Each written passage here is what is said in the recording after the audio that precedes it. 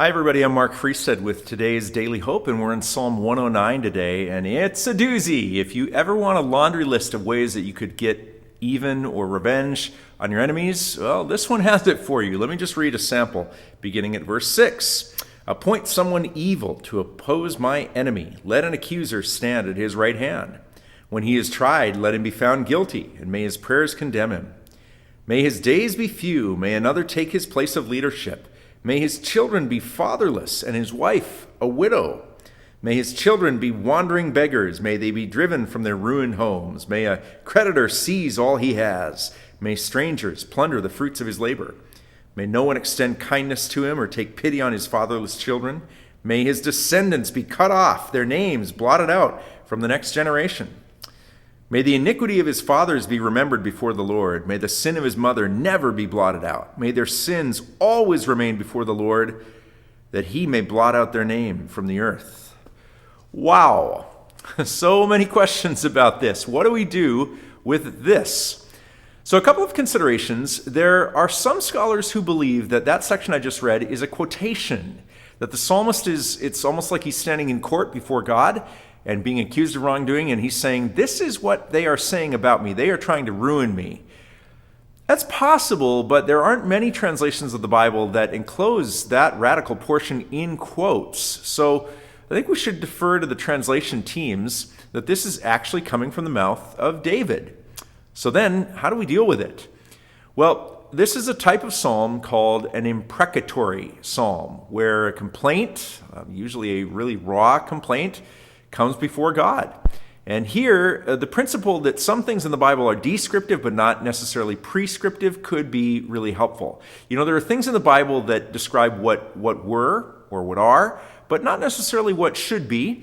There are things that describe what others did. They're not necessarily commending those things to us and saying that we ought to do the same thing.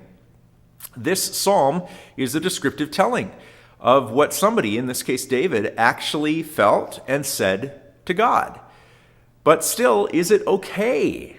Well, you can probably recall a time when you've been really, really angry with somebody else. And maybe you actually wished that they weren't around, either because they moved away or they just got out of your business or that they somehow didn't exist. I think the desire for that when you're in a heated conflict, that type of revenge, is very human. And in David's life, you've got to remember that it was a whole nother level. Before he sat on the king's throne, he was anointed as the king, but he wasn't recognized as the king. King Saul and his men hunted him for years, trying to kill him. And even once David became king, he lived kind of a dangerous existence. The realm was constantly under pressure, either pressure of sedition from the inside or attack on the borders from the outside. And so David's existence was fraught. But still, is it okay to speak this way of one's enemies, fellow human beings who bear the image of God? Well, for one thing, in the Old Testament Jewish mindset, there really was not the Christian hope that we have, that at the end of times, there will be a returning of the Savior who will bring justice on the earth.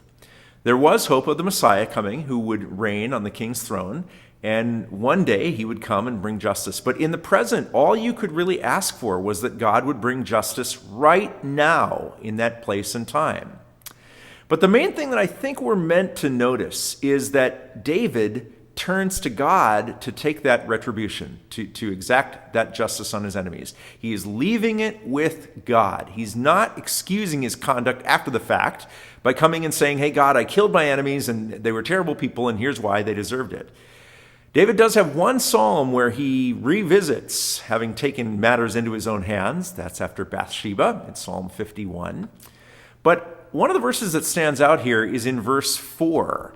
And he says, in return for my friendship, they accuse me, but I am a man of prayer. And why would he say that? When he goes on and on about what they're doing in their earthly plans to undercut him and to sabotage him, but he says, I'm a man of prayer. In other words, his mindset and his action is on what God will do, not what he will do. He's going to bring his concerns to God in prayer. Granted, a brutally honest prayer, and maybe a shocking prayer to our ears.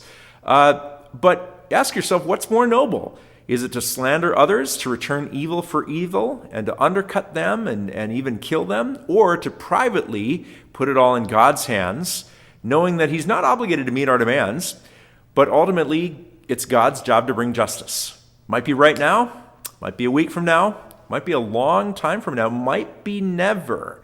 And the fact that David trusts God to bring justice is the real sign of his faith. I think that's what we're supposed to take from Psalm 109 and others like it.